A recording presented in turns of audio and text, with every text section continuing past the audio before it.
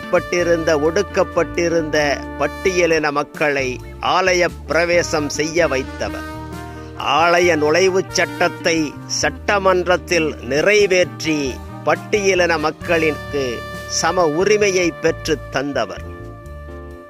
திருமலை திருப்பதி கோவில் அறங்காவலராக பட்டியலினத்தைச் சேர்ந்த திண்டிவனம் குலசேகரதாஸ் அவர்களை நியமித்து பட்டியலின காவலர் என போற்றப்படுபவர்.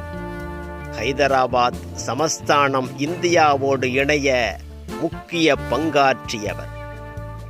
முதலமைச்சர் பதவி முடிந்ததும் தனது சொத்துக்கள் அனைத்தையும் வள்ளலார் அறக்கட்டளைக்கு எழுதி வைத்து வடலூரிலேயே தங்கி சந்நியாச வாழ்க்கையை, துறவற வாழ்க்கையை, ஞான வாழ்க்கையை வாழ்ந்து வந்தவர். இறுதி நாட்களில் உடல் நலம் குன்றி சென்னை சாந்தோம்